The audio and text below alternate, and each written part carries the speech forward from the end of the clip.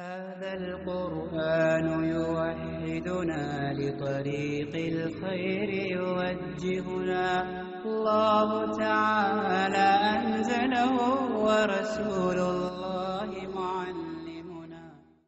الحمد لله رب العالمين والصلاة والسلام على رسوله الأمين وعلى آله وأصحابه أجمعين أما بعد فأعوذ بالله السميع العليم من الشیطان الرجیم بسم اللہ الرحمن الرحیم وَلَقَدْ أَوْحَيْنَا اور البتہ تحقیق وحی کی ہم نے اِلیٰ موسیٰ طرف موسیٰ علیہ السلام کے ان اسری کے لے چلو رات کو بعبادی میرے بندوں کو. تو یہاں اللہ تعالیٰ فرماتے ہیں کہ میں نے سیدنا موسیٰ علیہ السلام کو وحی کے ذریعے حکم دیا کہ آپ اسری سیر کہتے ہیں رات کے وقت نکلنا چلنا کہ راتوں رات آپ لے چلیے بعبادی میرے بندوں کو. یہ بندوں سے مراد کون ہے؟ بنو اسرائیل. یعنی ان بنو اسرائیلیوں کو آپ راتوں رات گھر سے نکال کے اس علاقے کو چھوڑ کے لے چلیے اور یہ راستہ ہوگا آپ کا. اور وہ راستہ کدھر جا رہا تھا؟ سمندر کی طرف. تو چلیے آپ. اور پھر یہ بھی حکم دیا کہ فَضْرِبْ لَهُمْ کہ موسیٰ علیہ السلام جب وہاں پہنچیں آپ تو آپ بنا لیجئے ان کے لیے طریقاً ایک راستہ فی البحر سمندر میں. آگے سمندر ہوگا تو اس کو پار کرنا ہے آپ نے اور آپ کے ساتھیوں نے. تو ہم آپ کو حکم دے رہے ہیں کہ آپ وہاں اپنی لاٹھی مار کے ایک راستہ بنا لیجئے گا اور راستہ جب بنے گا تو یبسن یہ یابس کا معنی دے رہا ہے کہ وہ خشک ہو جائے گا. تو ایسے راستے پہ آپ لے چلیے. لا تخافوا نہ آپ کو خوف ہوگا آل فرعون کا کہ درکن کہ وہ ہمیں پا لیں گے، وہ آپ پکڑ لیں گے، قید کر لیں گے، کیونکہ پیچھے وہ ہوں گے اور آگے سمندر ہوگا، درمیان میں آپ ہوں گے اور بنو اسرائیلی ہوں گے. تو اس لیے کہیں آپ کو یہ خیال بھی نہ آئے کہ بھئی ہم آگے سمندر ہے پیچھے وہ آ گئے تو ہم تو پکڑے جائیں گے. تو اس لیے اس پکڑے جانے کے خوف کو بھی آپ نکال دیجیے گا. وَلَا تَخْشَى اور نہ ہی آپ کو ڈرنا چاہیے اور نہ آپ ڈریں گے. ڈریں گے کہ کیا مطلب؟ کہ جب سمندر کا راستہ بن جائے گا اور اس سمندر سے آپ گزریں گے تو آپ کو یہ ڈر نہیں ہوگا اور نہ ڈرنا چاہیے کہ پانی کہیں مل نہ جائے اور ہم کہیں غرق نہ ہو جائیں. یہ بھی نہیں ہوگا. تو فَأَتْبَعَهُمْ فِرْعَوْنُ تو بہرحال ہوا یوں کہ سیدنا موسیٰ علیہ السلام اپنی بنو اسرائیلیوں کو راتوں رات لے کے نکل گئے. تو اب حالت یہ تھی کہ کوئی بھی مصر میں پیچھے ان کا کوئی بندہ نہیں رہا تھا بنو اسرائیلیوں کا. صبح فرعون کو پتہ چلا تو اس کو بڑا غصہ آیا. تو اس نے کہا پتہ کرو ان کا کہاں گئے. تو پتہ چلا کہ وہ تو ادھر نکل گئے ہیں. تو وہ اپنی محفل میں بیٹھ کے کہتا ہے اِنَّ هَٰؤُلَاءِ لَشِرْذِمَةٌ قَلِيلُونَ یہ تھوڑے سے شر پسند عناصر ہیں.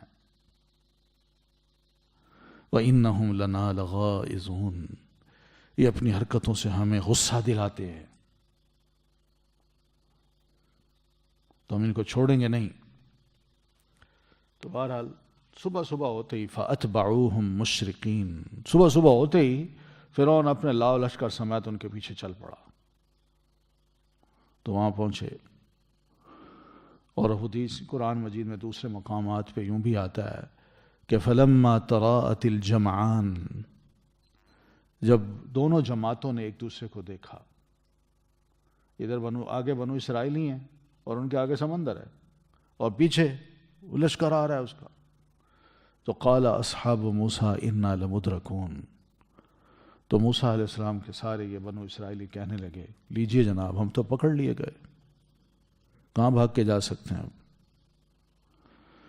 تو سیدنا موسیٰ علیہ السلام نے وحی کے ذریعے چونکہ آپ کو پتا تھا تو انہوں نے کہا کَلَّا إِنَّ مَعِيَ رَبِّي سَيَهْدِينِ کوئی ضرورت نہیں ہے ڈرنے کی، میرے ساتھ میرا رب ہے وہ ضرور ہمیں راستہ دکھائے گا.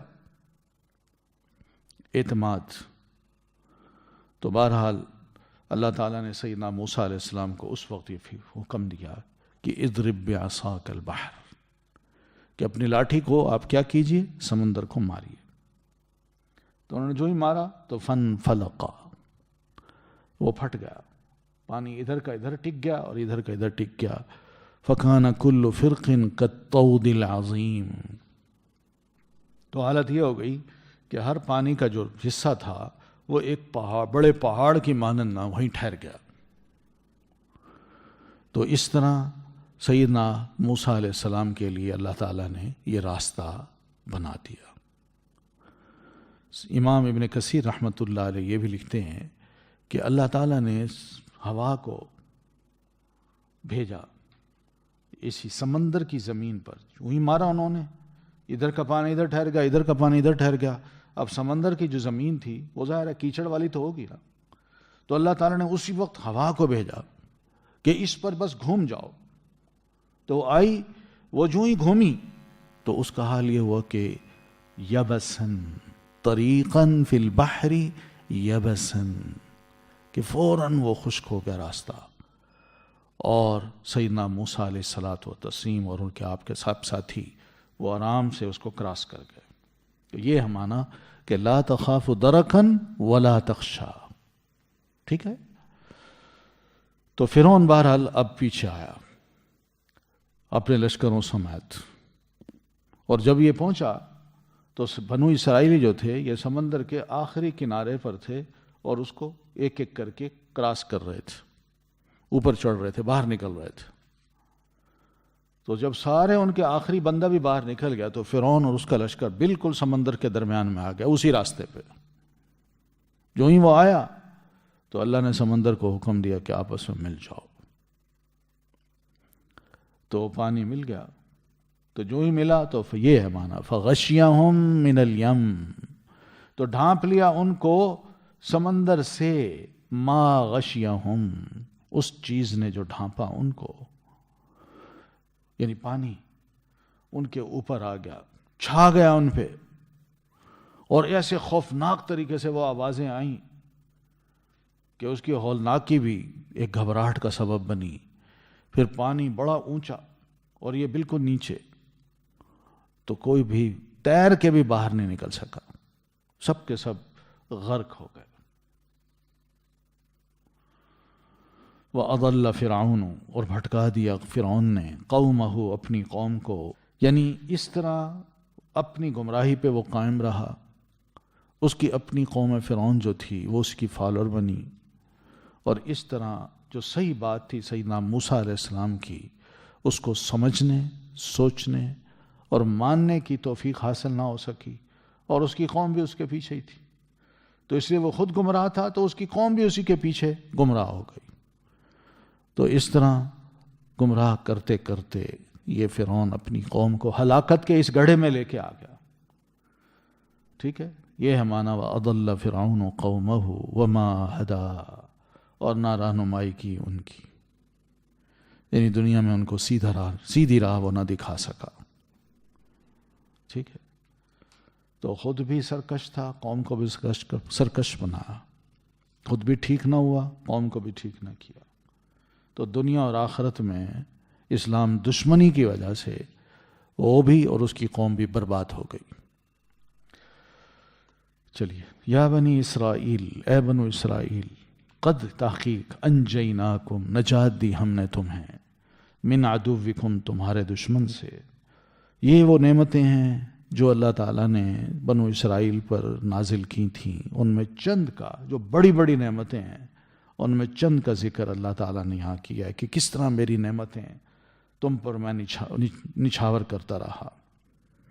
ان میں سب سے بڑی نعمت یہ ہے کہ قد انجیناکم من عدوکم، کہ ہم نے نجات دلائی تم کو، یا نجات دلائی تم کو تمہارے دشمن سے، یا ہم نے نجات دی تم کو تمہارے دشمنوں سے. وہ دشمن کون تھے؟ فرعون تھا، اس کے سارا لاؤ لشکر تھا. یہ سب کیا کرتے تھے؟ یسومونکم سوء العذاب. ٹھیک ہے نا، پڑھ چکے ہیں ہم. پھر اسی طرح یذبحون ابناءکم ویستحیون نساءکم، یہ عذاب تھا. تو اس سے اللہ تعالیٰ فرماتے ہیں کہ میں نے تمہیں نجات دی، تمہارے آنکھوں کو میں نے ٹھنڈک کیا، تمہاری آنکھوں کو ٹھنڈک بخشی. وہ کس طرح کہ اغرقنا آل فرعون وانتم تنظرون، کہ ہم نے آل فرعون کو غرق کیا، فرعون کو اور فرعون کے ماننے والوں کو ہم نے غرق کیا، اس کب؟ جبکہ تم خود اپنی آنکھوں سے دیکھ رہے تھے کہ تم باہر نکل گئے تھے، فرعون بیچ میں تھا، اس کا لاؤ لشکر بیچ میں تھا، وہ پانی جیسے آیا کس طرح انہیں ڈبکیاں کھائیں، کس طرح وہ گم ہو گئے، نظر ہی نہیں آئے۔ اس طرح تمہارا ازلی دشمن جو تھا اپنے لاؤ لشکر سمیت تمہاری آنکھوں کے سامنے غرق ہوا، کس طرح تمہاری آنکھیں ٹھنڈی ہوئی ہیں۔ یہ بہت بڑی نعمت ہے جو اللہ فرماتے ہیں میں نے تمہیں عطا کی۔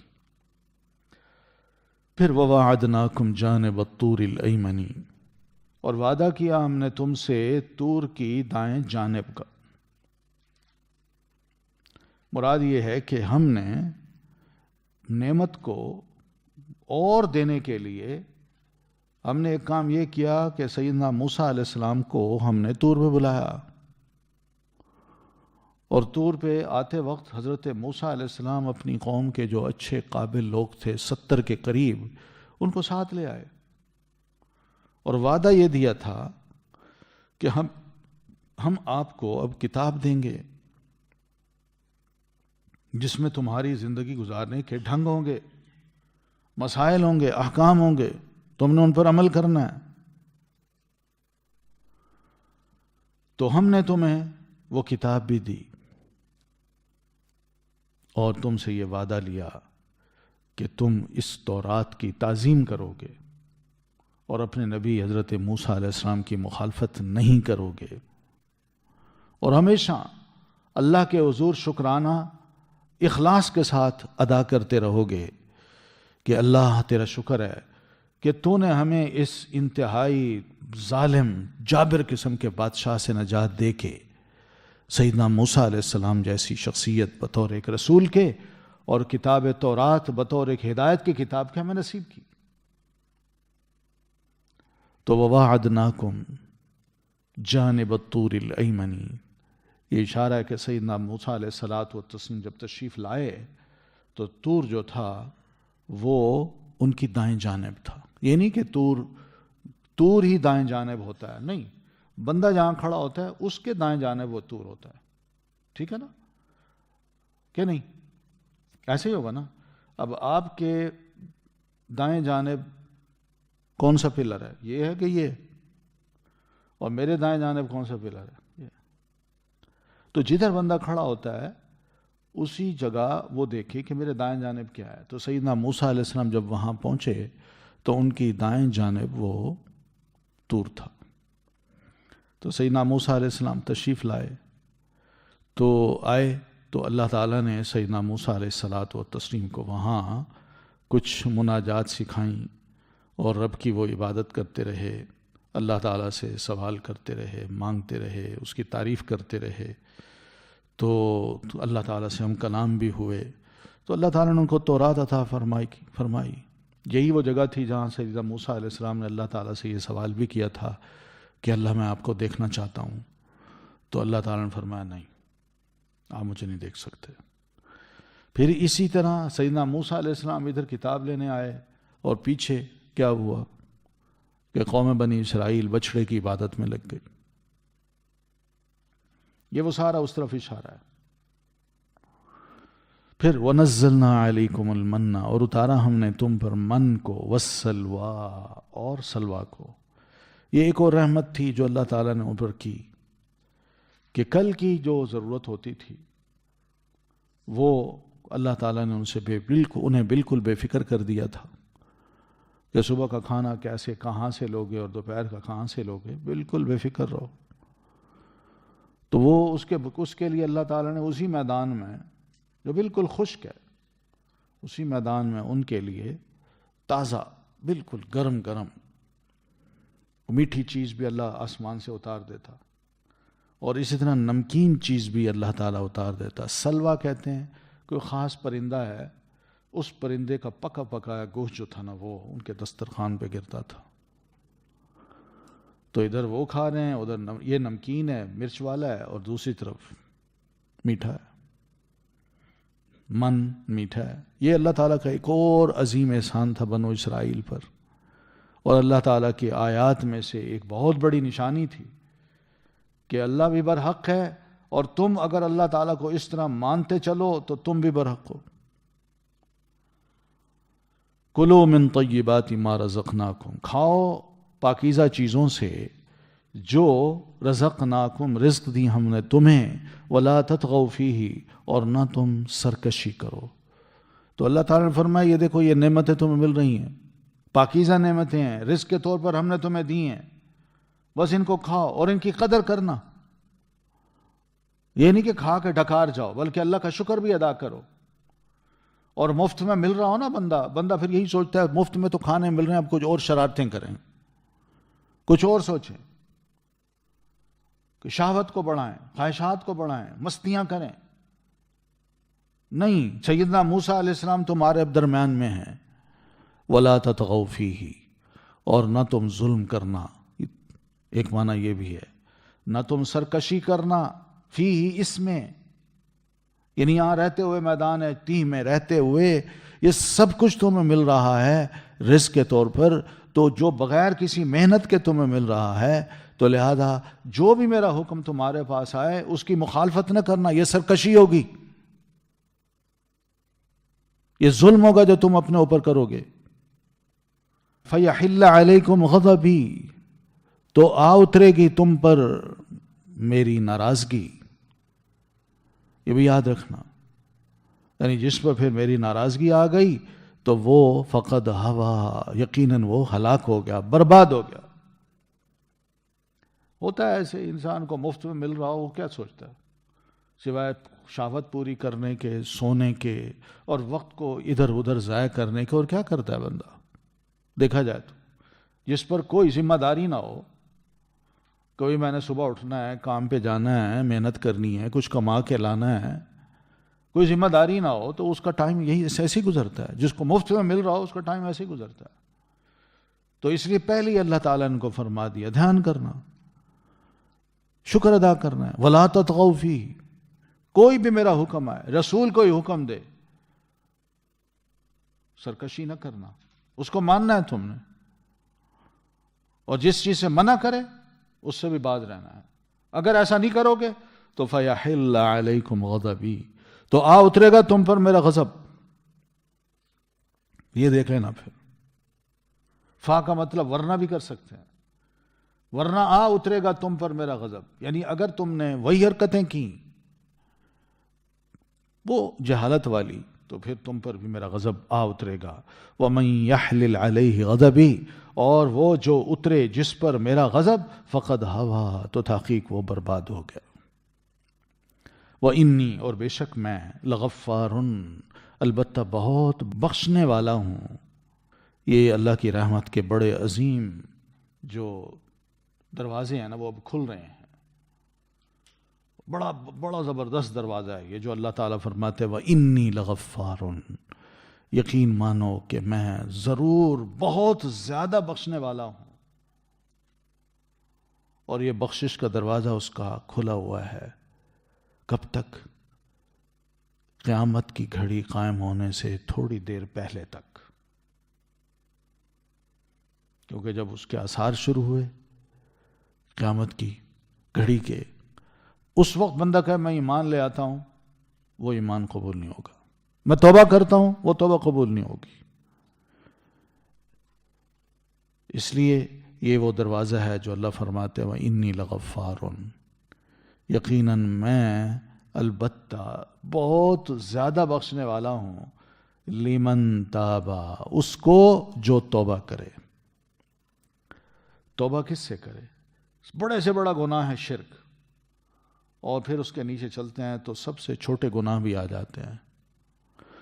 تو چھوٹے گناہ سے لے کر شرک تک، جس نے بھی اتنے بڑے بڑے گناہ کیے ہوئے ہیں، اور ان کے درمیان بہت سے اور گناہ بھی ہیں، تو میں سب کچھ ان میں جو اہم ترین بڑے بڑے گناہ ہیں، میں ان سب کو لغفارن، ضرور بخشنے والا ہوں، لمن تابا، اس کو جو توبہ کر لے، کیونکہ توبہ سے پچھلے سارے گناہ معاف ہو جاتے ہیں۔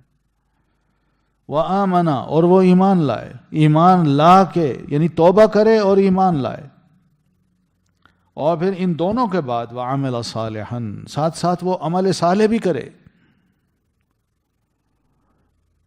اور پھر اپنے ایمان پہ قائم بھی رہے، ثُمَّ اهْتَدَىٰ، پھر وہ ہدایت پر رہا، یعنی دین کے بارے میں اس نے کوئی شک نہیں کیا۔ یا ہدایت پر رہا کا ایک مطلب یہ بھی ہے کہ اسلام پہ وہ چلتا رہا یہاں تک کہ وہ مر گیا، اس کی موت اسی حالت میں ہوئی۔ ایک معنی یہ بھی کیا ہے بعض علماء نے ثم اہتدیٰ کا، تو پھر اس نے اپنے نبی صلی اللہ علیہ وسلم کی سنت کو مضبوطی سے پکڑ لیا، اس پہ چلتا رہا۔ اور پھر کچھ علماء نے اس کا معنی یہ بھی کیا ہے کہ اس نے نہ صرف سنت کو مضبوطی سے پکڑا ہے بلکہ مسلمانوں کی جمعیت میں، یعنی بحیثیت ایک مسلمان کے، مسلمانوں کے ساتھ وہ رہا، ان سے الگ نہیں رہا۔ تو اس طرح یہ سب معنی بہرحال واضح ہوتے ہیں ثم اہتدیٰ سے۔ وما اعجلک، اور کیا چیز اعجل جلدی لے آئی کا تجھے، تو سیدنا موسیٰ علیہ الصلوۃ والتسلیم کو اللہ نے فرمایا نا آ جائیے طور پر، کچھ ہمیں وقت دیجیے۔ تو موسیٰ علیہ السلام اپنی قوم کو لے کے چل پڑے، اور قوم کے 70 افراد آپ کے ساتھ ہیں۔ تو خود جب قریب آئے تو تیزی سے ان کو چھوڑ کے آگے آ گئے، اور اپنے پیچھے وہ یعنی ان کو چھوڑ دیا۔ اور یہ سارا کام کب ہوا ہے؟ فرعون کی ہلاکت کے بعد، ٹھیک ہے۔ اور پھر اس واقعے کے بعد بھی کہ جب وہ فرعون سے ہلاکت کے بعد اس دوسرے کنارے پہ جب اترے اور فرعون ہلاک ہو گیا تو پھر وہ چل پڑے، تو چلتے چلتے وہ کسی ایک ایسی قوم کے اوپر سے گزرے جو بتوں کے آگے جھک کے بیٹھے ہوئے تھے، وہیں اعتکاف کر رہے تھے، وہیں ڈیرے لگا کے مراقبے کر رہے تھے، ہاں کیا کہتے ہیں، مجاور بنے بیٹھے تھے۔ تو فَأَتَوْا عَلَىٰ قَوْمٍ، جیسے قرآن میں آتا ہے کہ وہ ایک قوم کے پاس سے گزرے، يَعْكُفُونَ عَلَىٰ أَصْنَامٍ لَهُمْ، کہ ان کے وہاں ان کے صنم تھے، بت تھے، وہ ان کے آگے بالکل مجاور بن کے بیٹھے ہوئے تھے۔ تو قالوا یا موسیٰ، انہوں نے بنو اسرائیل نے جب یہ دیکھا کہ اس طرح یہ عبادت کر رہے ہیں تو کہنے لگے موسیٰ اجعل لنا الہا کما لہم آلہہ، ہمارے لیے بھی کوئی خدا بنا دیجئے جیسے ان کا ایک خدا ہے، یہ چند خدا ان کے ہیں۔ قال انکم قوم تجہلون، تو سیدنا موسیٰ علیہ السلام فرمانے لگے انکم قوم تجہلون، تم کو واقعی ایسی قوم ہو جو جہالت برت رہی ہے، اور میں تمہارے اندر ہوں، ابھی کیا کیا سبق سیکھے ہیں تم نے، پھر اسی طرف آتے ہو، ان خداؤں کی طرف۔ ان ہؤلاء متبر ما هم فیہ، جس شغل میں یہ لگے ہوئے ہیں یہ خود بھی اور ان کے بت بھی، یہ سب کچھ برباد ہونے والے ہیں۔ وباطل ما كانوا يعملون، اور جو بھی یہ عمل یہاں بیٹھ کے کر رہے ہیں سب بیکار ہیں۔ تو سیدنا موسیٰ علیہ السلام نے یوں ان کو واز کیا۔ تو علی کل حال سیدنا موسیٰ علیہ السلام 30 راتوں کا وعدہ کر کے اپنی قوم سے آئے طور پہ، تو اللہ تعالیٰ نے وہاں 10 راتیں اور بڑھا دی۔ 70 اشخاص کو سیدنا موسیٰ علیہ السلام نے چنا کہ آئیے چلتے ہیں، یہ سورہ اعراف میں ہم پڑھائے ہیں۔ تو جب وہ وہاں پہنچے تو سیدنا موسیٰ علیہ السلام بڑے شوق سے کہ میں کسی طرح اپنے رب سے کلام کے لیے آگے پہنچ جاؤں، جلدی پہنچوں، تو شوق سے وہ آگے بڑھ گئے، اور پیچھے ان کو کہا کہ تم میرے پیچھے پیچھے آؤ، تو خود آگے بڑھے۔ تو جب وہاں پہنچے تو اللہ تعالیٰ نے فرمایا وما اعجلک، کون سی چیز آپ کو یہاں جلدی لے آئی ہے، عن قومک، کہ آپ نے اپنی قوم کو پیچھے چھوڑ دیا، ٹھیک ہے نا۔ تو یہ اللہ تعالیٰ نے ایک سوال کیا، ظاہر ہے ان کا شوق تھا، تو جواب میں کہنے لگے اللہ قال ہم، کہا موسیٰ علیہ السلام نے، ہم یہ وہ سب کے سب، اولائی سب لوگ، علی اثری میرے نقش قدم پر ہیں، یعنی میرے پیچھے آ رہے ہیں، بس میں اس لیے تیزی سے آیا ہوں تاکہ تم مجھ سے خوش ہو جائے، اور کچھ نہیں، شوق تھا کہ تجھ سے ملاقات ہو، تجھ سے باتیں شروع کر دوں، میں تم سے ہم کلام ہوں۔ قال اللہ تعالیٰ نے فرمایا فَإِنَّا تو بے شک ہم نے قد تحقیق فتننا آزمائش میں ڈالا ہم نے. تو اللہ تعالیٰ نے سیدنا موسیٰ علیہ السلام سے فرمایا آپ تو ادھر آئے ہیں, آپ کے پیچھے آپ کی قوم وہ گمراہ ہو گئی ہے, وہ بچڑے کی عبادت میں لگ گئی ہے, اور اس بچڑے کی عبادت کی طرف سامری نے ان کو دعوت دی ہے. انہوں نے سامری کا کہنا مانا ہے. کیوں مانا ہے؟ اس لیے کہ سامری نے محسوس کر لیا تھا کہ یہ قوم ابھی بڑی ہلکی ہے, ان کا کوئی بھی رہنما بن جائے, کوئی بھی قائد بن کے کھڑا ہو جائے اور ان کے سامنے تقریر کر لے اور ان کو اپنی طرف کھینچنا چاہے تو فوراً اس کا کہنا ماننے کو تیار ہو جاتے ہیں. اور ہاں سیدنا موسیٰ علیہ السلام یہ اس لیے بھی آپ کے پیچھے گمراہ ہوئے ہیں کہ انہوں نے آپ کے حکم کی نافرمانی کر ڈالی ہے, اور آپ کے بھائی جو ہارون ہیں وہاں پر ان کے حکم کو بھی نہیں مان رہا, بس خواہشات کے بندے بن گئے ہیں یہ. فرجع موسیٰ پھر لوٹے پلٹے موسیٰ علیہ السلام الی قومہ طرف اپنی قوم کے غضبانہ سخت غضبناک. تو سیدنا موسیٰ علیہ السلام اس حالت میں واپس جب پلٹے تو غصے اور غم میں وہ بھرے ہوئے تھے. بڑی تکلیف ہوئی ان کو کہ میں کس حال میں ان کو چھوڑ گیا اور کیا انہوں نے کام شروع کر دیا کہ میں تھوڑے عرصے کے لیے گیا ہوں اور میرے پیچھے انہوں نے بچڑے کی عبادت کرنا شروع کر دی. کوئی اور گناہ کرتے بڑے سے بڑا تب بھی اتنا افسوس نہ ہوتا, لیکن وہ شرک کر رہے تھے اور نبی کو اس پہ بڑی تکلیف ہوتی ہے. تو واپس آئے تو فرمانے لگے یا قومی اے میری قوم الم یعدکم ربکم کیا نہیں وعدہ کیا تھا تم سے تمہارے رب نے وعدن حسنا اچھا وعدہ, یعنی تم سے اللہ تعالیٰ نے جنت کا وعدہ کیا تھا اور کہا تھا کہ اگر تم میری اطاعت پہ قائم رہے اور میری باتوں کو سنتے رہے, میرے دیے ہوئے کلام یعنی تورات کی جو احکام ہیں جو سیدنا موسیٰ علیہ السلام کی زبان کے ذریعے تم تک پہنچے اور تم ان کو مانتے رہے عمل کرتے رہے, تو جو عمل کرو گے اس کے ثواب کے تم مستحق بن جاؤ گے. اور اس طرح تمہیں بہت سے جو وعدے ہیں رب کی طرف سے دیے گئے. ایک تو یہ وعدہ دیا گیا تھا کہ تمہیں اللہ تعالیٰ تمہاری مدد کرے گا, ایک وعدہ یہ بھی تھا کہ ہر محاذ پہ تم کامیاب ہوگے, اور ایک وعدہ یہ بھی تھا کہ وَإِنِّي لَغَفَّارٌ کہ میں بہت بخشنے والا بھی ہوں. اور اس طرح ایک وعدہ حسنہ یہ بھی تھا کہ تمہیں جنت ملے گی ان سب کے بدلے میں.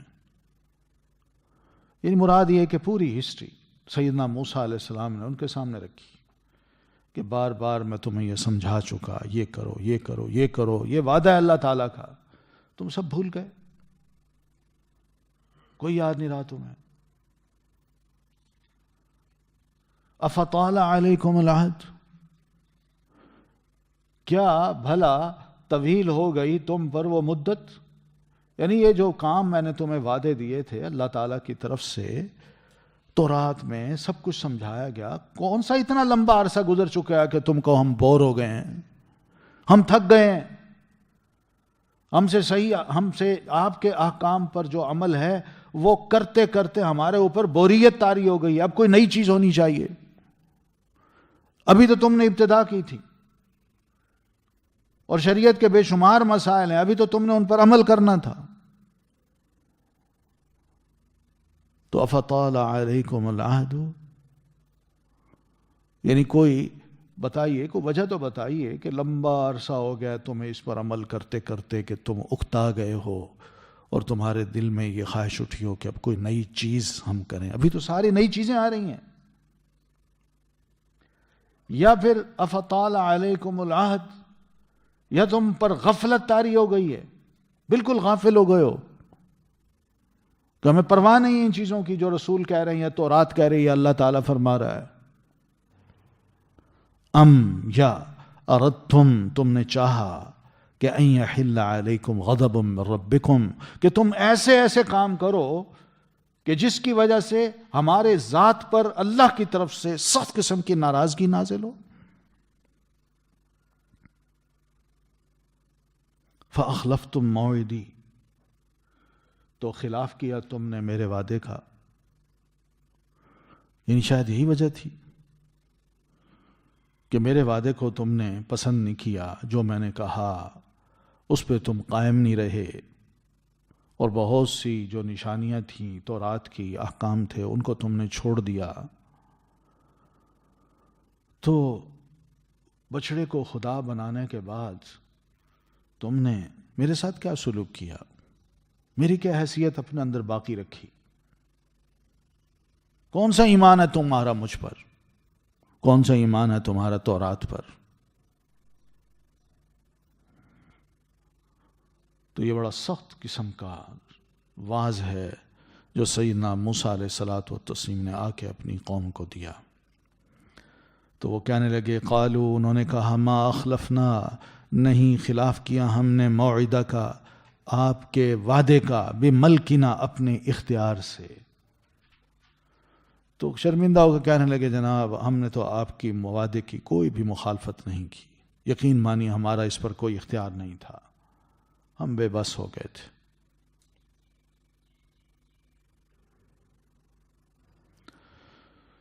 مراد یہ ہے کہ وجہ جو بنی ہے وہ یہ تھی کہ تین چیزیں ہمارے سامنے آئیں.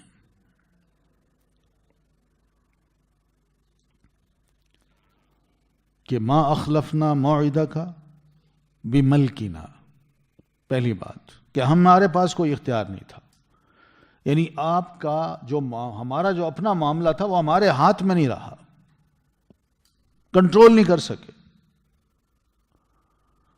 بلکہ ہوا یہ ہے کہ وَلَكِنَّا حُمِّلْنَا أَوْزَارًا مِّن زِینَةِ الْقَوْمِ، یعنی سامری کی طرف سے جو گفتگو ہوئی ہے اور اس نے جس انداز سے ہم سب کو پھانسا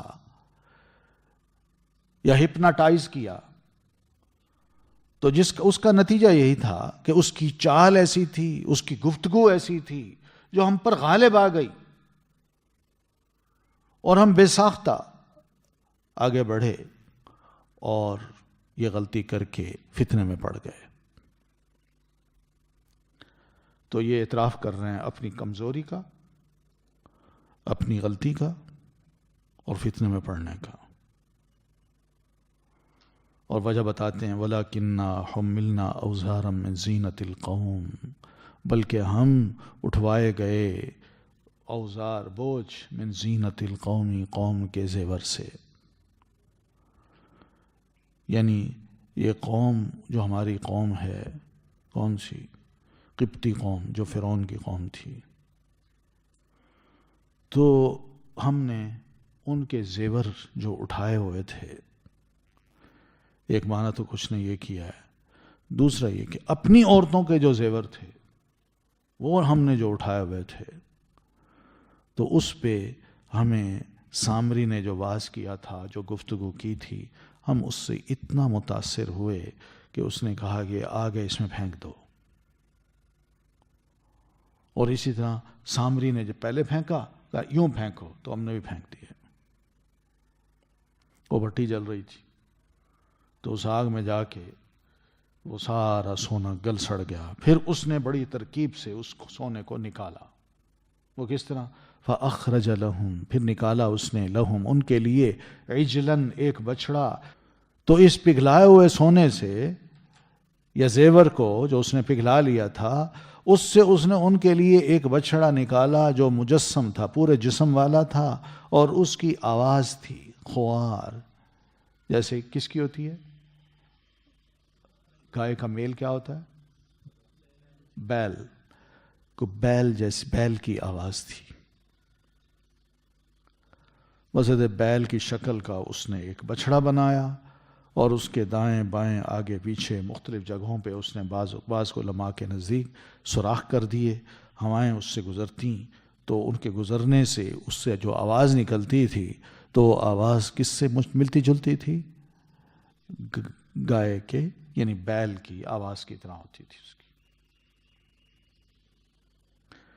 تو جو ہی آواز سنی انہوں نے تو ایک دوسرے کو کہنے لگے ہاذا الہکم، وہ یہی ہے تمہارا الہ، وہ الہ موسیٰ، اور موسیٰ علیہ السلام کا الہ بھی۔ کہنے لگے لیجیے جی ہم معبود کی تلاش میں ہیں، معبود تو مل گیا، یہی ہے، یہ صرف ہمارا ہی نہیں ہے بلکہ سیدنا موسیٰ علیہ السلام کا بھی الہ ہے، اور سیدنا موسیٰ علیہ السلام فنسیا، تو وہ بھول گئے ہیں۔ تو سامری نے ان کو کہا، اور گمراہ لوگوں نے اس موقع پر کہا کہ تم اپنے الہ کی تلاش کرتے پھرتے ہو، تمہارا الہ کون ہے؟ آؤ میں بتاؤں، یہ تمہارا بھی الہ ہے اور موسیٰ علیہ الصلاۃ والتسلیم کا الہ بھی ہے، اور موسیٰ علیہ الصلاۃ والتسلیم اس کو یہاں بھول گئے ہیں، فنسیا، یہاں بھول گئے ہیں، اور وہاں چلے گئے، وہاں ان کو ملے گا وہ خدا۔ مراد یہ ہے کہ وہاں کیسے مل سکتا ہے، وہ تو یہ، یا نسیہ کا مطلب سیدنا ابن عباس رضی اللہ تعالیٰ عنہما نے یہ بھی کیا ہے کہ موسیٰ علیہ السلام بھول گئے ہیں کہ وہ تمہیں بتا سکیں کہ تمہارا الہ یہ ہے، وہ خود وہاں چلے گئے۔ تو بہرحال جو ہی اس بچڑے کا خیال ان کے دل میں بٹھایا گیا کہ یہی تمہارا معبود ہے، تو فوراً ہی وہاں مجاور بن کے بیٹھ گئے، اور اس سے ایسی محبت انہوں نے کی کہ زندگی میں کبھی کسی ایسی شے سے محبت نہیں کی تھی جتنی اس بچڑے سے کرنے لگے تھے۔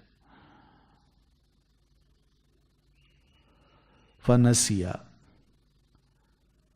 تو سیدنا ابن عباس نے ایک اور معنی بھی اس کا کیا ہے، وہ کہتے ہیں نسیہ کا مطلب سامری ہے، کہ سامری بھول گیا اس چیز کو، اس اسلام کو جو سیدنا موسیٰ علیہ السلام نے اس کو پیش کیا تھا۔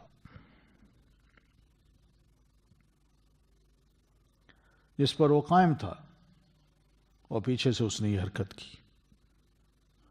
بہرحال پتہ یہ چلتا ہے ان تمام معنوں سے کہ سامری جو تھا وہ گمراہ ہوا ہے، اور پھر اس نے اپنے فالورز کو بھی گمراہ کیا، یا وہ لوگ جو اس کے قائل ہو گئے وہ بھی گمراہ ہو گئے، اور گمراہی میں بھی ان کو وہ وہاں لے گیا کہ جو انتہائی بڑی گمراہی ہے اور اس سے بڑھ کر کوئی اور گمراہی نہیں ہو سکتی، اور وہ ہے شرک، کہ بچڑے کی عبادت میں اس نے ان سب کو لگا دیا۔ اس لیے اللہ تعالیٰ نے ان تمام لوگوں کی عقل کا ماتم کرتے ہوئے فرمایا کہ کتنے بیوقوف لوگ ہیں، کوئی عقل سے کام نہیں لیا انہوں نے، اور ان پر جہالت کا حکم اللہ تعالیٰ نے لگا دیا کہ افلا یرون، کیا بھلا نہیں وہ دیکھتے، اللہ یرجعو، بے شک اللہ اصل میں کیا ہے، ان بے شک، یہ ان نہیں ہے، ان کا معنی یہاں نہیں کرنا، ان کا کرنا ہے، کہ بے شک لا یرجعو، نہیں وہ لوٹاتا، یعنی یہ جس خدا کو، جس بچڑے کی عبادت کر رہے تھے، کیا وہاں یہ غور نہیں کر رہے تھے کہ ہم بولتے ہیں یہ جواب نہیں دیتا، ہم اس کو ایڈریس کرتے ہیں یہ بول ہی نہیں سکتا، ہم اس سے مانگتے ہیں یہ کچھ دے ہی نہیں رہا، اور پھر ہماری دنیا میں بھی کسی شے کا یہ مالک نہیں ہے، اور اسی طرح اس کے پاس اتنی ہمت بھی نہیں ہے کہ ہمیں کوئی نفع یا نقصان پہنچا سکے۔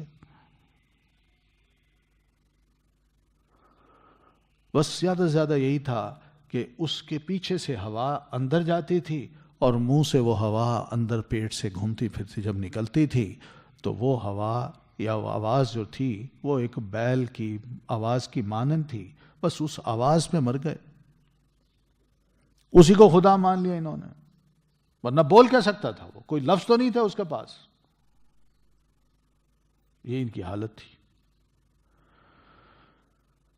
تو وَلَقَدْ قَالَ لَهُمْ، اور البتہ تاکہ کہا تھا، لَهُمْ انہیں، ہارون علیہ السلام نے، من قبل اس سے پہلے، تو اس بچڑے کی پوجا سے پہلے سیدنا ہارون علیہ السلام نے بنو اسرائیل کو بار بار یہ نصیحت کرتے ہوئے فرمایا کہ دھیان کرو، رحمان کی اطاعت کرنی ہے،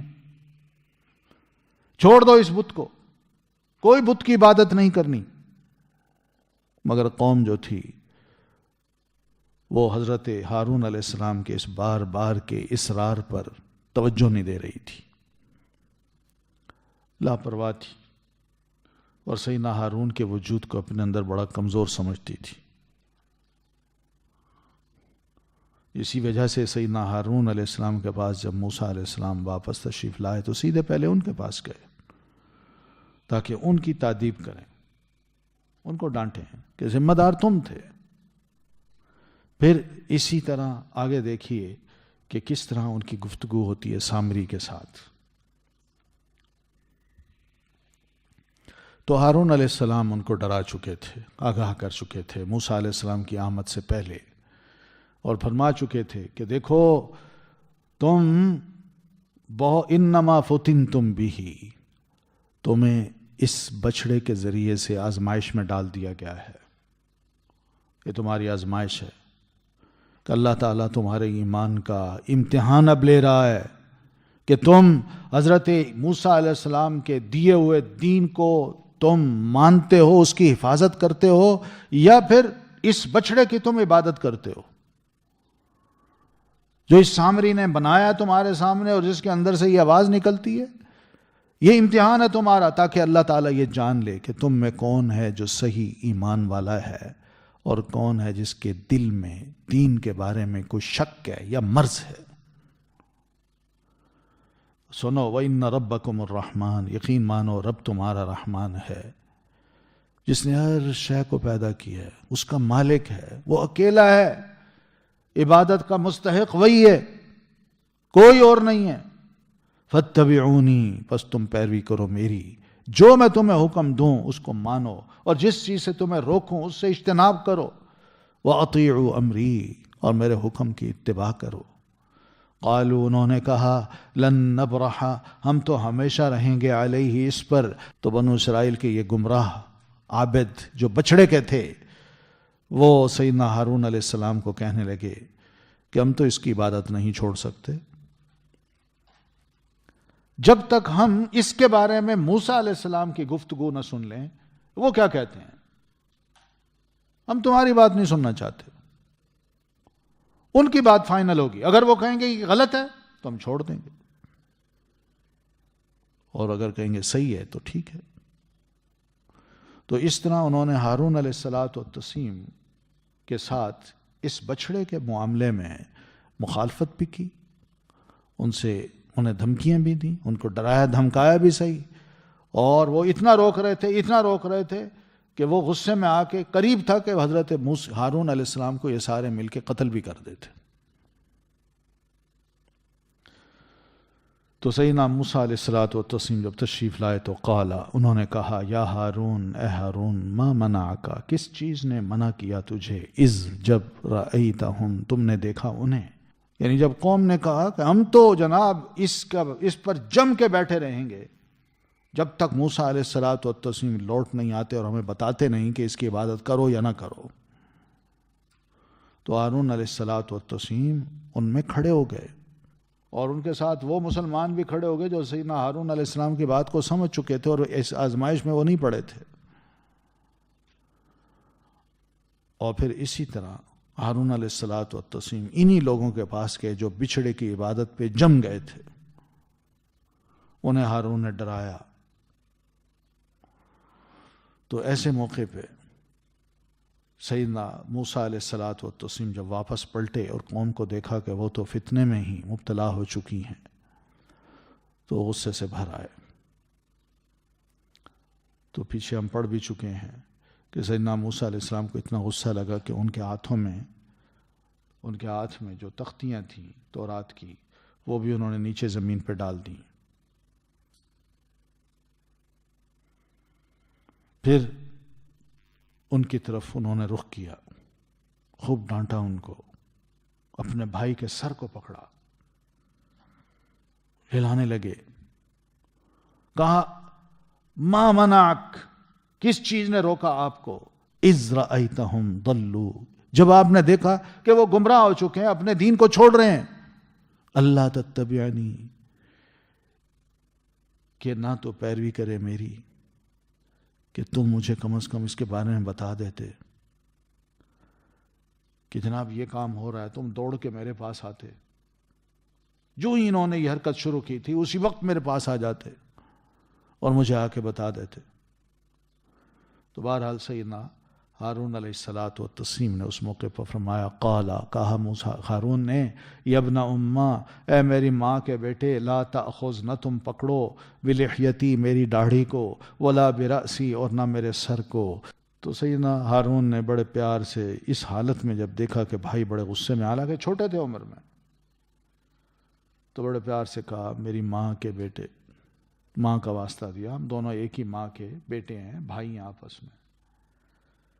پھر اتنے غصہ آپ کر رہے ہیں، اس کے سامنے آپ میرے گریبان کو پکڑ رہے ہیں جس میں داڑھی بھی میری آ گئی ہے اور میرا سر بھی آپ نے دوسرے ہاتھ سے پکڑ رکھا ہے۔ لا تأخذ بلحیتی ولا براسی۔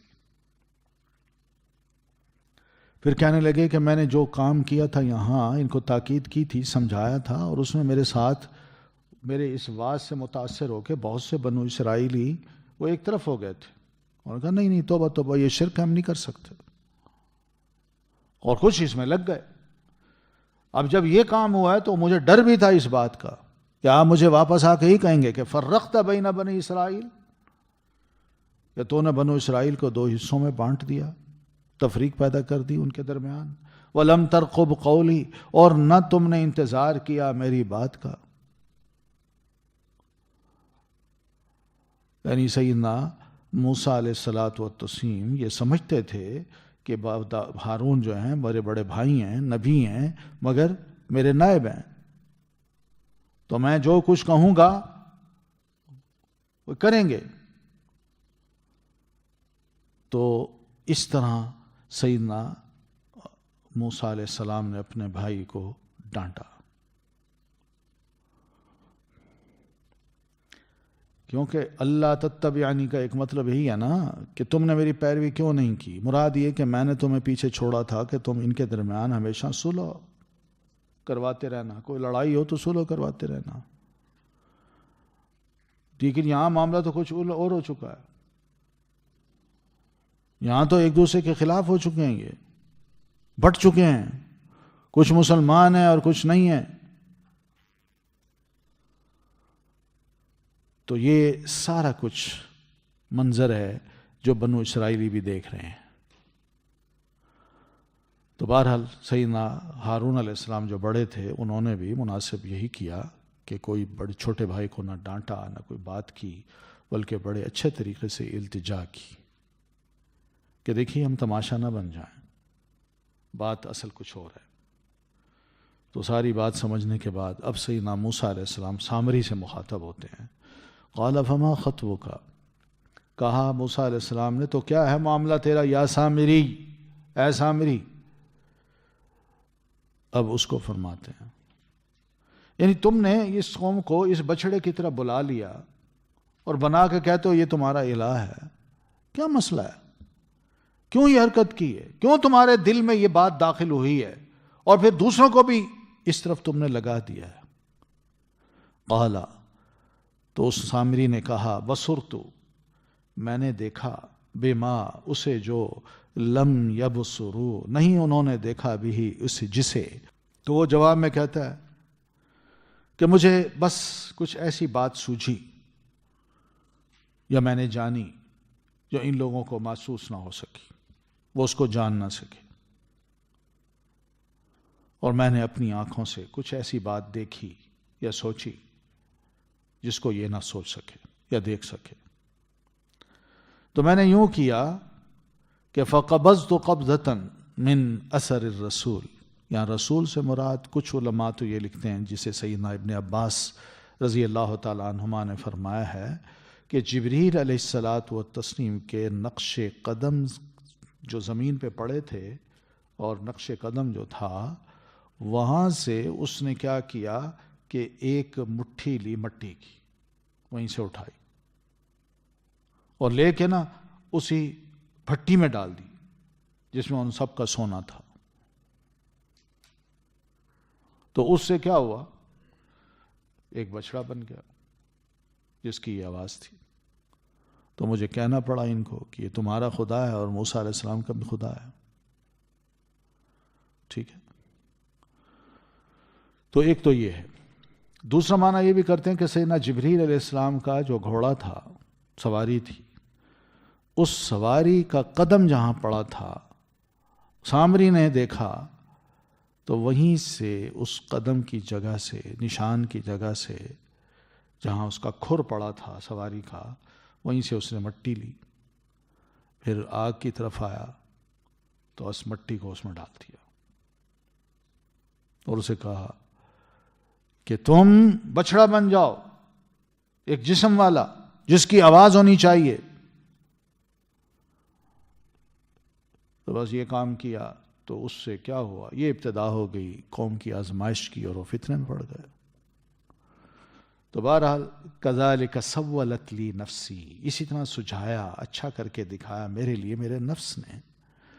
یہ جادوگر، ٹونے ٹوٹکے والے، وہ کچھ نہ کچھ حرکتیں ضرور کرتے ہیں، ان کو اچھا لگتا ہے کہ یہ کرو گے تو لوگ متاثر ہوں گے۔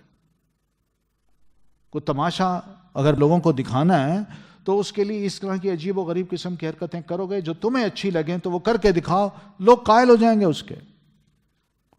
تو میں نے بھی ایسا کیا، میں نے سوچا کہ شاید یہیں سے یہ جو نشان پڑا ہوا ہے، حالانکہ اس نے جبریل علیہ السلام کو نہیں دیکھا تھا اور جبریل علیہ السلام کی سواری کو بھی نہیں دیکھا تھا۔ یہ کیسے ممکن ہے کہ اس نے جبریل علیہ السلام کو دیکھا؟ یہ تو اس نے بات گھڑی ہے کہ وہ ایک نشان تھا، تو بس اس نشان کو میں نے سمجھا یہ اثر الرسول ہے، اور اس سے میں نے مٹی لی، اور مٹی لے کے مجھے بڑا اچھا لگا کہ میں یوں کروں، اسی بھٹی میں پھینک دوں اور اس وقت بول کے یہ کہوں بن جا، اس طرح کا بن، اس کے اندر یہ آواز ہو۔ تو یہ سب چیزیں مجھے بڑی اچھی لگی تو میں نے وہ کر ڈالی، بس اتنی سی بات تھی، ٹھیک ہے نا۔ تو بہرحال دوسروں کو آزمائش میں ڈالنے کے لیے یہ جادوگر، ٹونے ٹوٹکے والے، تعویذ گنڈے والے، دھاگے والے ہیں، مندری والے، پتھروں والے، یہ سارے اسی قسم کی حرکتیں کرتے ہیں۔ نام ضرور لیں گے، اثر الرسول، وہ کہیں گے یہ کام بھی کرو اور ساتھ یہ آیت اتنی دفعہ پڑھو، یہ دھوکہ بھی دو اپنے آپ کو، اور ساتھ یہ سورت جو ہے نا وہ اتنی دفعہ تلاوت کرو۔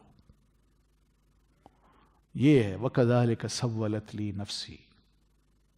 بہرحال یہ لوگ کچھ ہیں ایسے جو جنوں کے ساتھ بھی اپنا معاملہ کرتے ہیں اور لوگوں کو دھوکہ دیتے ہیں۔ کرتا وہ اللہ ہے، مگر اس کرنے میں ہوتا یہ ہے کہ لوگ آزمائش میں پڑ جاتے ہیں، ان کے دین کا امتحان شروع ہو جاتا ہے کہ وہ کس پہ قائم رہتے ہیں، کہ واقعی وہ اپنے دین میں سچا ہے۔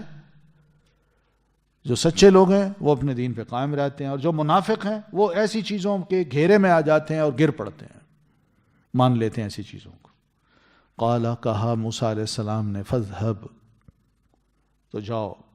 تو سیدنا موسیٰ علیہ السلام نے فرمایا اچھا ٹھیک ہے، جس طرح تو نے مٹی لی اور جس طرح اس کو چھوا،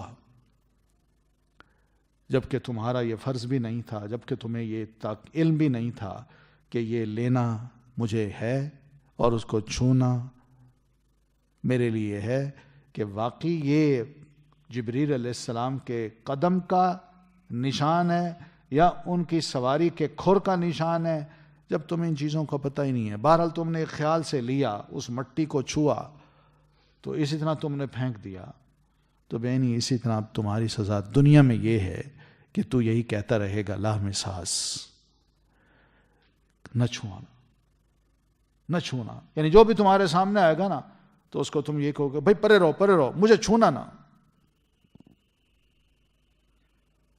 تم ہر وقت بس اسی خوف میں رہو گے کہ اس نے چھوا تو پتہ نہیں میری جان کو کیا ہو جائے گا،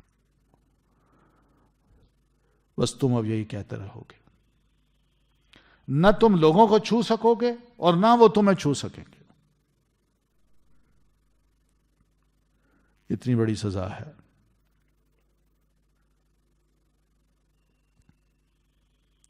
اور آج بھی یہ جادوگر، ٹونے ٹوٹکے والے، یہ بھی اسی طرح کی نصیحتیں کرتے ہیں، دیکھو اس شے کو نہ چھونا، ٹچ نہ کرنا، اس کے قریب ہی نہ جانا۔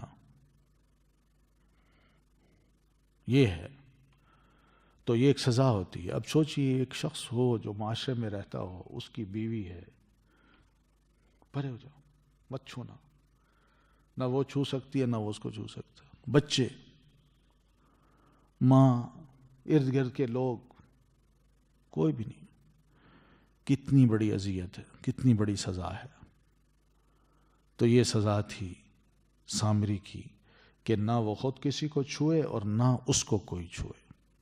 مراد یہ کہ اللہ تعالیٰ نے اس کو اب لوگوں سے ملنے جلنے سے بھی محروم کر دیا اور نہ ہی لوگ اس سے ملنا پسند کرتے تھے.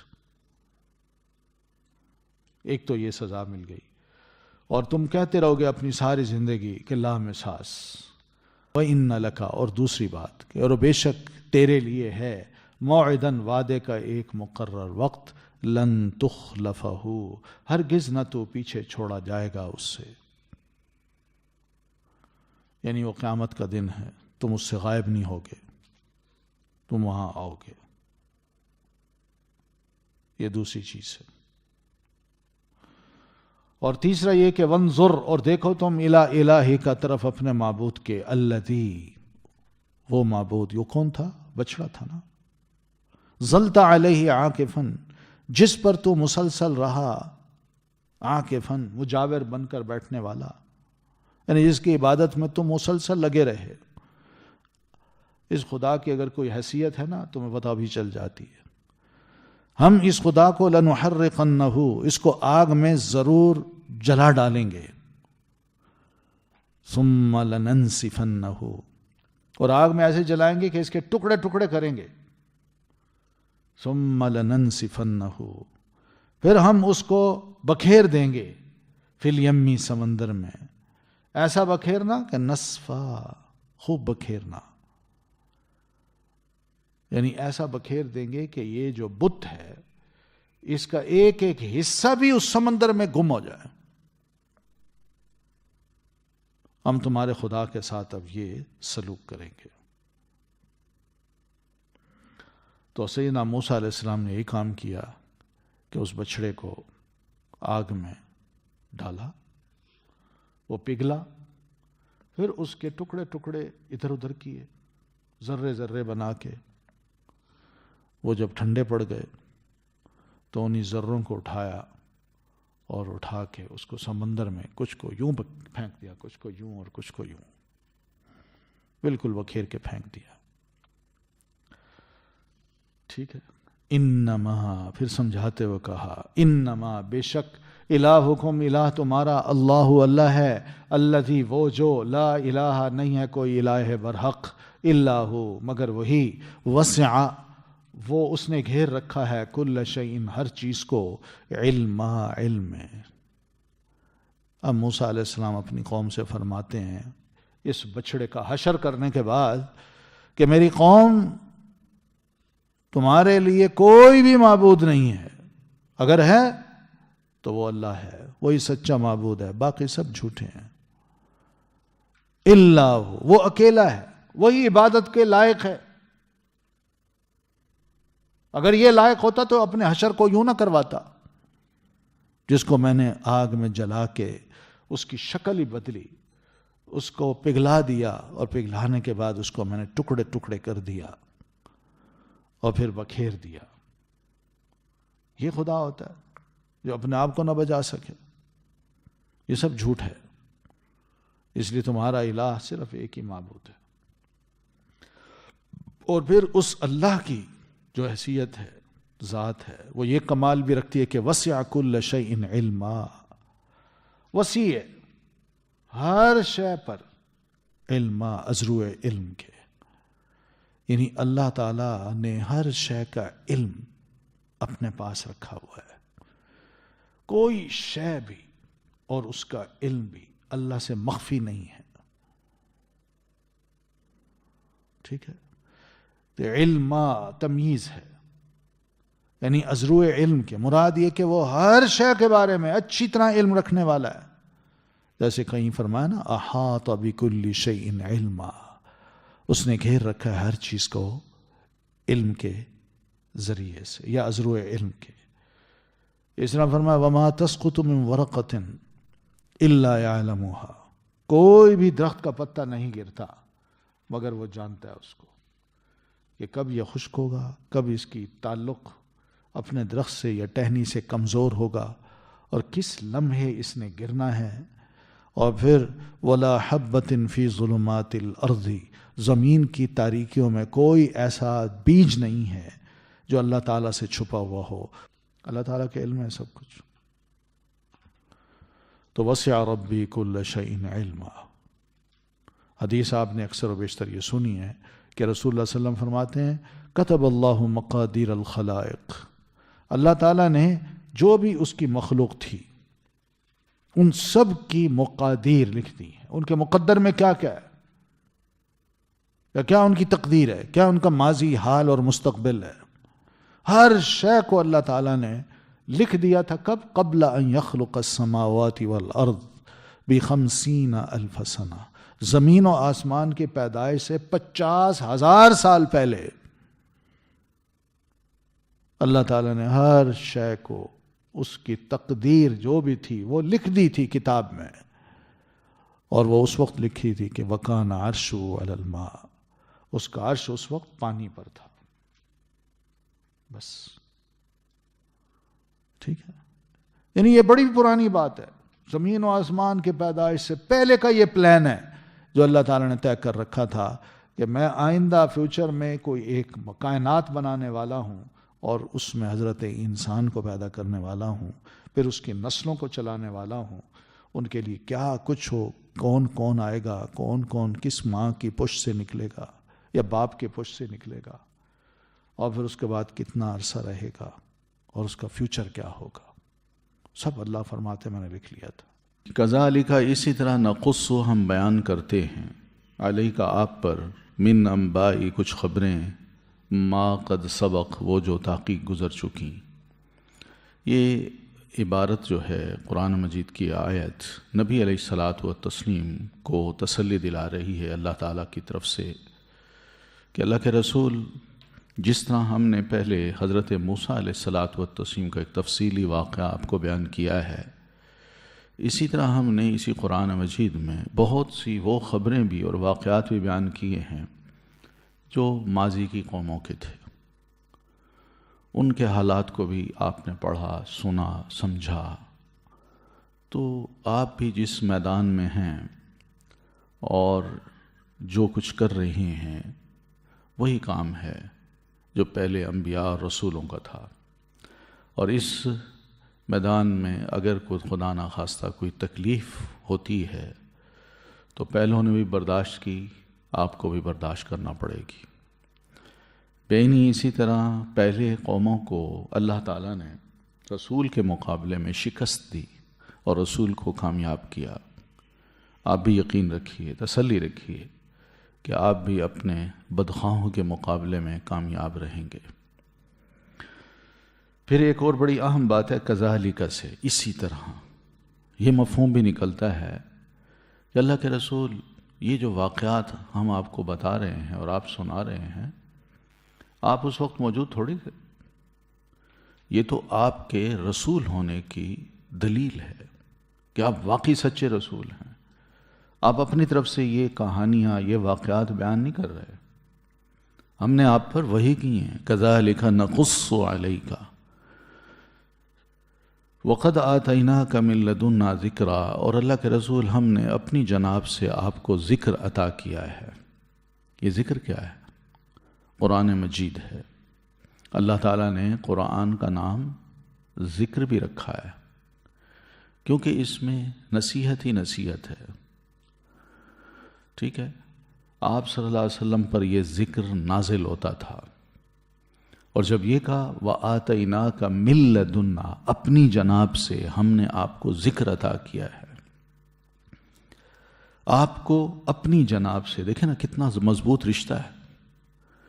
تو یہ رشتہ بتا رہا ہے کہ اللہ تعالیٰ ہمارے نبی علیہ الصلاۃ والتسلیم کو ایک بڑا مقام دے رہا ہے، اور یہ کتاب جو ہے اس کو بھی ایک بڑا مقام دے رہا ہے. اس کا شرف ہے. اپنی طرف سے ہم نے آپ کو ذکر عطا کیا ہے. تو قرآن مجید ایک نصیحت کی کتاب ہے، اور بار بار یہ باتوں کو، مسائل کو، احکام کو، عقائد کو، ایمان کو یاد دلاتی ہے تاکہ مسلمان ایک دفعہ پڑھ کے ڈھیلا نہ پڑ جائے. پڑھتا جائے، بھول جاتا ہے پھر پڑھے، بھول جاتا ہے پھر پڑھے، وہ چیزیں اس کو بار بار یاد دلائی جائیں گی. تو یہ ذکر اہل ایمان کو بھی فائدہ دیتا ہے، کیونکہ بار بار جب وہ پڑھتے ہیں تو اہل ایمان کے لیے بھی بڑی مفید چیز ہوتی ہے، ان کا ایمان تازہ ہو جاتا ہے. من اعرض عنہ، جو بھی اعرض عن، اعرض کا ویسے مطلب ہوتا ہے یہ اعراض کرے، عن اس سے، عنہ اس سے، تو اعرض عن جو منہ موڑے اس سے، یہ معنی بھی ہم کر سکتے ہیں. یعنی جو اس قرآن مجید کو قبول کرنے سے انکار کرے یا قرآن مجید کو اپنی زندگی کا ایک منہج نہ بنائے، اپنی منمانی کرے، اپنی مرضی سے اپنا وقت گزارے، اللہ کا بندہ بن کے اپنا وقت نہ گزارے، تو فَإِنَّهُ يَحْمِلُ، تو یقیناً وہ اٹھائے گا یوم القیامت وزرا، قیامت کے روز وزر، وزر کہتے ہیں ایک بڑے بوجھ کو. اور یہ بڑا بوجھ کس چیز کا ہوگا؟ گناہ کا ہوگا. یعنی گناہ کے بڑے بوجھ کو وہ اٹھائے گا پھر کل قیامت کو. یہ یاد رکھے، کیونکہ قرآن مجید سے منہ موڑنا، اس پر عمل نہ کرنا، اس کا کیا مطلب ہے؟ بندہ پھر کسی اور چیز پہ عمل کر رہا ہے، اور جب کسی اور چیز پہ عمل کر رہا ہے تو وہ کوئی نیکی کا کام تھوڑی ہے، وہ تو گمراہی ہے. تو اس گمراہی کا نتیجہ یہی ہوگا کہ اس کے پاس گناہوں کے بڑے بڑے انبار ہوں گے، اور جب یہ اللہ کے حضور آئے گا تو بہت ہی بڑا گناہ اور اس کا بوجھ یہ اٹھائے ہوئے ہوگا. خالدین فیہ، ہمیشہ ہمیشہ رہنے والے ہوں گے، فیہ اس میں، یعنی اپنے ان بوجھوں کے ساتھ اس جہنم میں یہ ہمیشہ ہمیشہ رہنے والے ہوں گے. وساء لہم، اور کتنا برا ہے لہم ان کے لیے، یوم القیامتی، قیامت کے دن، حملا، بوجھ اٹھانا. یعنی جس گناہ کا یہ بوجھ اٹھا کے میدان محشر میں ہی کھڑے ہوں گے، اور اسی بوجھ سمیت یہ جہنم میں جھونک دیے جائیں گے، اور اسی بوجھ کو وہ برداشت کرتے رہیں گے جو گناہوں کا ہوگا. اور معلوم نہیں ان گناہوں کو اللہ کیا شیپ دیتا ہے، اور وہ بھی گناہ اس پر مسلط ہو جاتے ہیں. تو اس طرح ہمیشہ یہ شخص انہی گناہوں تلے اور اس کے عذاب میں مبتلا ہوگا. یوم ینفخ فی الصور، جس روز پھونکا جائے گا سور میں، وَنَحْشُرُ، اور ہم اکٹھا کریں گے، المجرمین، مجرموں کو. تو جس روز سے مراد یعنی قیامت کا دن. قیامت کے روز سیدنا اسرافیل علیہ السلام سور پھونکیں گے. تو پہلا سور کس کو کہتے ہیں؟ اس کو کہتے ہیں نفحۃ الفزع، گھبراہٹ کا سور. یعنی جو ہی وہ سور پھونکا جائے گا ہر شے پہ گھبراہٹ طاری ہو جائے گی، اور ایسی گھبراہٹ ہوگی کہ ہر بندہ دوسرے کو بھول جائے گا، حتیٰ کہ دودھ پلاتی ماں جو ہے وہ اپنے بچے کو بھول جائے گی. ایسی گھبراہٹ بندے پہ طاری ہوگی. تو پہلا سور تو یہ ہے. پھر دوسرا سور ہے جس کو کہتے ہیں نفحۃ الصاق. صاق کہتے ہیں موت کو. فَصَعِقَ مَنْ فِي السَّمَاوَاتِ وَمَنْ فِي الْأَرْضِ. تو جو ہی وہ سور پھونکا جائے گا، جو کچھ بھی آسمانوں میں اور زمین میں ہے سب کا سب ختم ہو جائے گا، مر جائے گا. ثُمَّ نُفِخَ فِيهِ أُخْرَى. پھر تیسرا سور ہے، اس کو کہتے ہیں نفحۃ القیام، یعنی قیامت کے دن کھڑا ہونے کا. موت کے بعد پھر ایک سور پھونکا جائے گا کہ سب کے سب کھڑے ہو جائیں گے. یوم یقوم الناس لرب العالمین، جس روز لوگ رب العالمین کے لیے کھڑے ہو جائیں گے. تو حساب کتاب کے لیے وہ اپنے رب کریم کے سامنے اب کھڑے ہوں گے. تو یہ 3 سور ہیں جو کہ پھونکے جائیں گے. اور سور کہتے ہیں ایک بگل ہے جو اسرافیل علیہ السلام نے اپنے منہ کو لگا کے، سر جھکا کے، کانوں کو بالکل اللہ کی طرف متوجہ کر کے کھڑے ہیں. یہ ان کی حالت ہے کہ جو ہی اللہ کا حکم آئے میں سور پھونک دوں، ایک لمحہ کے لیے بھی لیٹ نہ ہوں.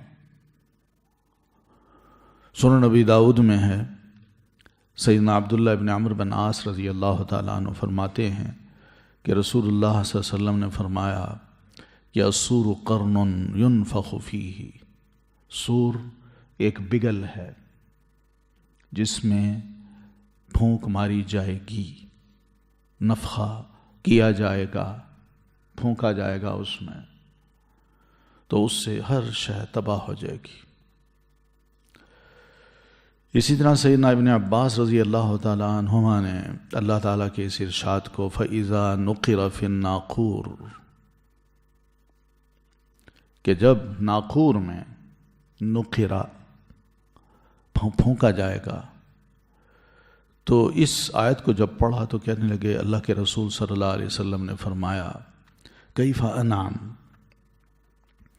میں کیسے خوش ہو سکتا ہوں، یعنی دنیا میں رہتے ہوئے میں کیسے خوش ہو سکتا ہوں، وصاحب القرنی، حالت یہ ہے کہ سور پھونکنے والا جو فرشتہ ہے وہ قد التقم القرن، کہ اس نے اپنے منہ کے ساتھ اس سور کو لگا رکھا ہے، وحنا جبہتہ، اور اپنی پیشانی کو یوں جھکا رکھا ہے، یعنی کھڑا ہے یوں جھکا رکھا ہے اور منہ کے ساتھ سور لگا رکھا ہے۔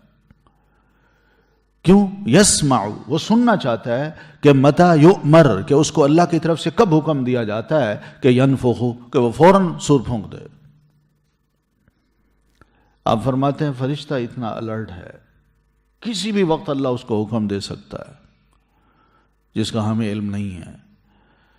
تو گھبراہٹ کا جب یہ عالم آنا ہے تو میں کیسے اب دنیا میں عیش سے رہ سکتا ہوں؟ تو فقال اصحاب رسول اللہ صلی اللہ علیہ وسلم فما نقول، تو صحابہ کرام نے جب یہ بات سنی تو عرض کی اللہ کے رسول تو ہم پھر کیا کہیں؟ یعنی واقعی یہ گھبراہٹ کا عالم ہے۔ آپ فرماتے ہیں کہ میں کیسے خوش رہ سکتا ہوں، تو دنیا میں ہم نے جینا تو ہے، تو ہم پھر کیا کہیں؟ تو آپ نے فرمایا قولوا حسبنا اللہ ونعم الوکیل علی اللہ توکلنا، تم بس یہی کہو اللہ ہمیں کافی ہے اور بہترین کارساز ہے، علی اللہ توکلنا، ہم نے اللہ پر اپنا توکل کیا۔ یہ علاج بتایا پیارے رسول صلی اللہ علیہ وسلم نے۔ تو یہ ہے یوم ینفخ فی الصور، جس روز پھونکا جائے گا سور میں، وَنَحْشُرُ، اور ہم اکٹھا کریں گے المجرمین، مجرموں کو، یعنی فرشتے ان تمام گناہ گاروں کو اس روز اکٹھا کریں گے میدان محشر میں، اور ان کی حالت یہ ہوگی کہ زرقا، ان کی آنکھیں جو ہولناکی ہوگی قیامت کی، اس کی شدت کی وجہ سے ان کی آنکھیں نیلی ہو چکی ہوں گی، یہ حالت ہوگی ان کی۔ یتخافتون بینہم، وہ سرگوشیاں کریں گے، بینہم، آپس میں، ان لبثتم، نہیں رہے تم، نہیں ٹھہرے تم، وہ ایک دوسرے کو کہیں گے کہ بھئی دنیا میں کتنا عرصہ رہے ہیں؟ تھوڑے دن رہے ہیں، 10 دن، اس سے زیادہ نہیں۔ اور اللہ فرماتے ہیں نحن اعلم، ہم زیادہ جانتے ہیں، بما یقولون، یعنی وہ سرگوشیوں کے دوران ان کا انتہائی عقل مند، جس کی عقل کامل ہو، یہ مراد ہے امثلہم طریقۃ، انتہائی کامل عقل والا آدمی جب یہ ساری باتیں سنے گا تو وہ کہے گا کہ ان لبثتم الا یوما، اور نہیں رہے تم دنیا کی زندگی میں مگر ایک دن۔ یہ اس کا آخر میں یعنی کنکلوژن ہوگا سب کی باتیں سن کے۔ تو یہ عقل مند انسان یہی کہے گا کہ دنیا کی مدت بہت تھوڑی تھی جس میں ہم رہے ہیں، کیونکہ یہ قیامت کا دن جو ہے نا اتنا لمبا ہے کہ دنیا میں جتنا عرصہ انسان جیے ہیں، اگر اللہ تعالیٰ اس کو کئی گنا بڑھا بھی دے، اس دنیا کی زندگی کو کئی گنا بڑھا بھی دے، اور دن راتیں بھی ایک دوسرے کے ساتھ بڑھا دے، تو وہ قیامت کی جو گھڑی ہے، قیامت کا جو دن ہے، اس کے مقابلے میں ایک دن زیادہ سے زیادہ۔